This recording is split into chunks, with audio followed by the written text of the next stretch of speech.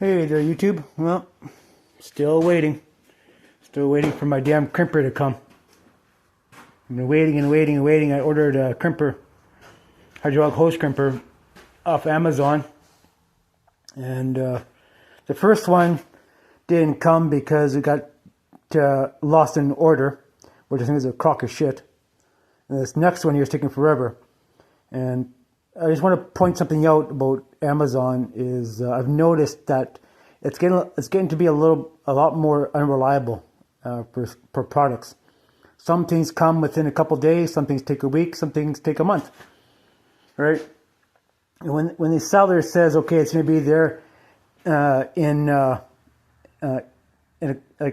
or 5 days, right? And you go back in the tracking and notice that it's coming from China. Well, there's no way in hell the product's going to come to you in 2 or 3 days, unless the warehouse is in Canada or in US, then it may be a week. But now I've been waiting 2 weeks for the crimper, and I need my tractor, I need to do stuff, and I'm waiting. I mean, the controller came from a warehouse in Canada, and that had the controls here, and it was here in fucking 3 days. So you gotta really pay attention to when you're buying stuff off Amazon. I find if you need something right away, either you have to go up. Well, I don't know. It's just where I live. There is no place to buy anything. You just can't go out and buy something because it's not available, or it costs $1 million to get it. So a lot of my friends that are mechanics and stuff like that, they have to order stuff online, and I'm doing the same thing. I mean, I need stuff, I have to order online, and people say to me, "Well, you get so much stuff online." Well, what are you gonna do? I mean, are you gonna travel across Canada to get a part? I mean, it's just, or a machine. I mean, it's ridiculous. And back in the old days, that's the way it was, and you had to go travel, 4 or 5 hours into the city to go to a special place to get parts and pieces, right? And that's the way it was. But nowadays, you have couriers that bring stuff to you. So, but just a little rant there about Amazon buying hydraulic parts when you really need something. It takes forever, and now I'm wishing I kept my excavator because I could have really been using it by now. But it is what it is. So we're just waiting and waiting and waiting. There's not a whole lot we can do that requires too much attention. We got a few things, but nothing too crazy. I thought about trading my backhoe in before, and after pricing out to buy a proper backhoe. Like, I mean, this is a tractor converted to a backhoe setup, right? And I actually like the way it's set up. This is the way I like it. It's perfect for me, but not for everyone. Now, going on another tangent about backhoes, if you're gonna go to the setup of buying a backhoe, right? Just buy a bigger tractor, like an M series, like the M series tractor, like an M91 or bigger, or whatever, right? And just put a backhoe on it, like a decent sized backhoe.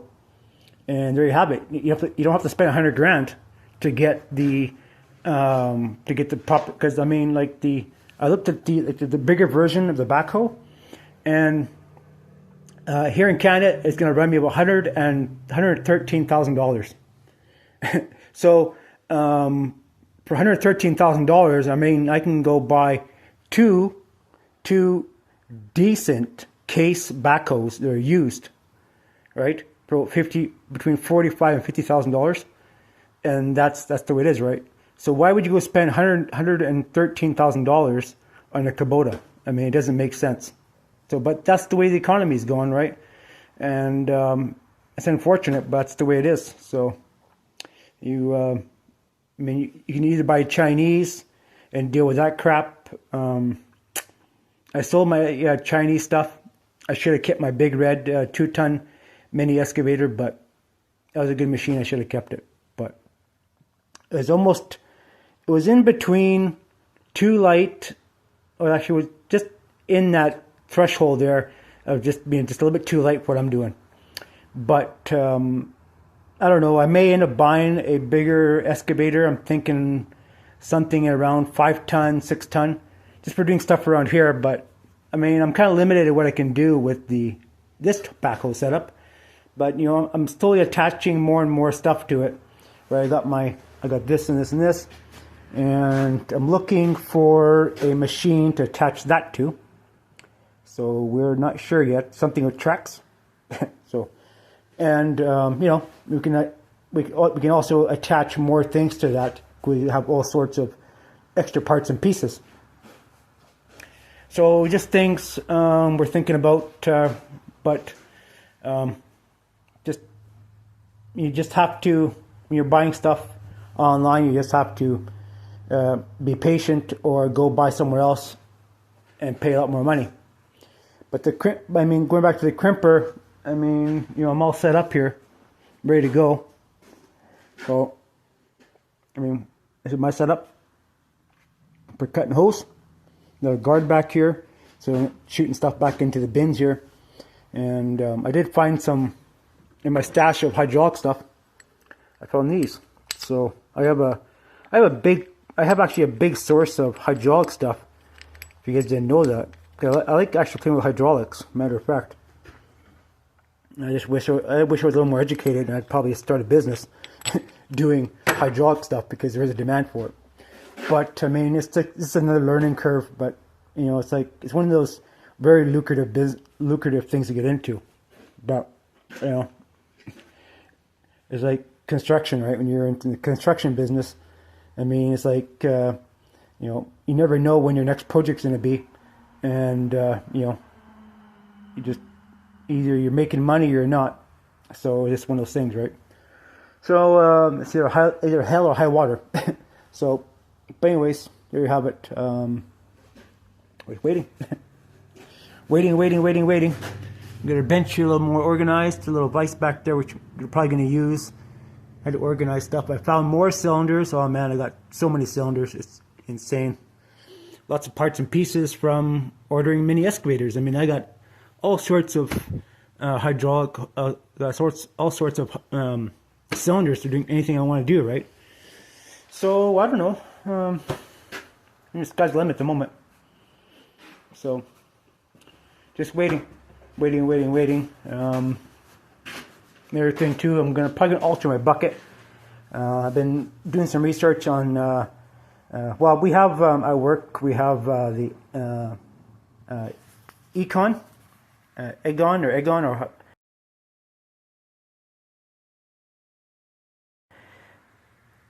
what is it called? I think it's Egon or Econ. I forget how you pronounce it, but anyways, we have that fancy tilt rotator and all sorts of buckets. And the bucket I like to use the most is one similar to this one here, but it's quite a bit bigger. But the lip sticks out quite a bit. So I'm actually going to modify this one this winter. I'm going to bring the lip out, maybe another 6 inches. So it's actually a true grading bucket. So food for thought. But I like this bucket. Now it's tilt the way I like it. And it has my little attachment on there. We may extend the ears on the bottom, so we get away from using that, from using this adapter. So we have to extend this out a little bit, these ears a bit out like we did on this one here.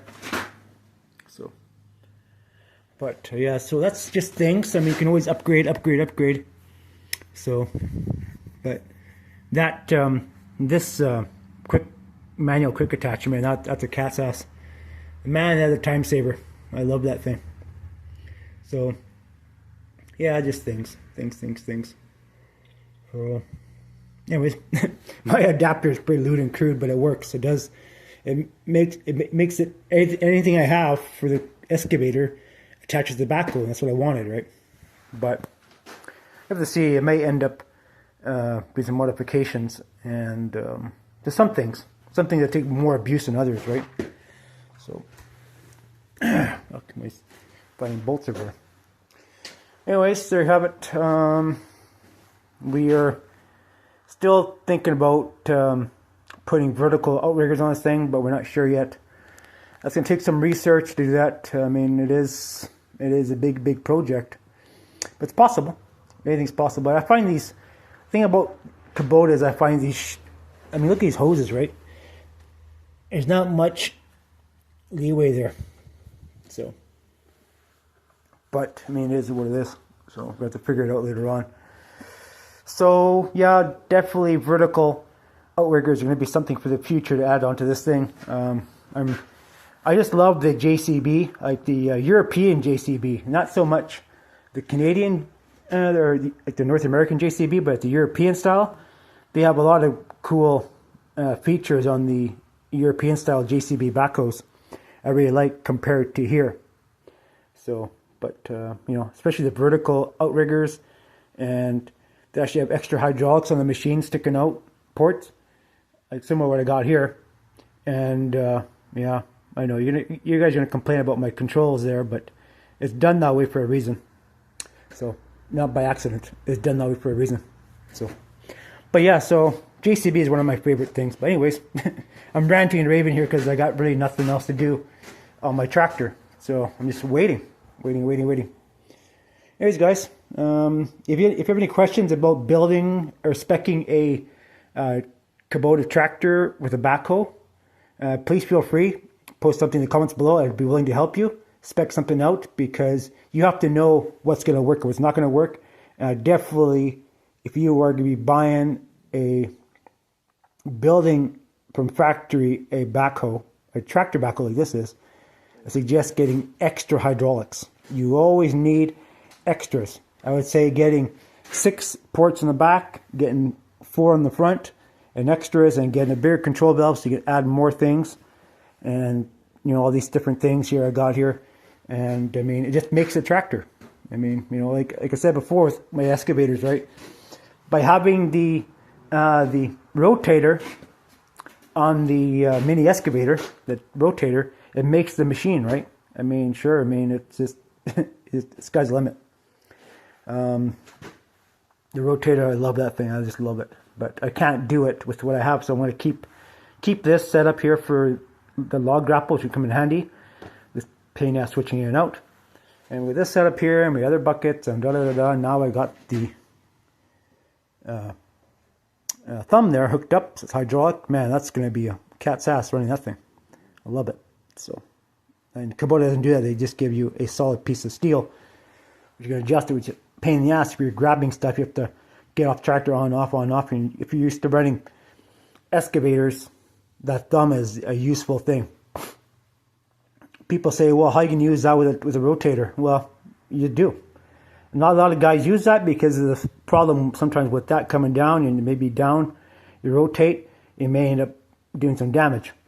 But just be mindful of it. I mean, whatever. I mean, best bang for your buck attachment is a tilt bucket. They're easy thing to get. And ones with the proper wrist. There's many versions of this system, but best bang for your buck is having a tilt bucket. There's so much you can do with it. I mean, the rotator, it's a nice thing to have, but I mean, you almost need these two things in combination to be a perfect, a 100% perfect machine. But if you don't have it, you don't have it. So, the rotator, I really like that system, but I just don't have it available to me now. So anyways, everything has its problems and such, and they're going forward and stuff. So, I mean, I'm not saying you should do what I'm doing here. I mean, you take your own discretion and do what you want to do to your own tractor. But, making your tractor to do what you want instead of going out and buying heavier equipment is the best thing to do. So, I wish I had bought a bigger tractor for the backhoe setup. I mean, this is all right. It's good enough for what I'm doing. But I wish I had bought a bigger machine. That's one of the things I had thought about, is had bought a bigger tractor, and just had just bought everything bigger in general. I tell them I bought this, but it is what it is. Whatever. I still love my backhoe setup. I will not ever go say anything bad about backhoes. I mean, like I said before, backhoes are good at lots and also good at not, but they're also good at many other things. So, I mean, once you know how to run a backhoe, you never forget it. And some guys mock them, but hey, I've talked to a lot of operators, especially over in Europe. They have these backhoes all the time, and they're happy as a pig in shit. So, all right, well, a little rant for today. It's going on a bit, 14 minutes. Anyways, guys, thanks for watching my video. Like I said before, if you want help speccing a building a tractor backhoe setup, feel free to post something in the comments. I'll help you out as best I can. All right, thanks for watching.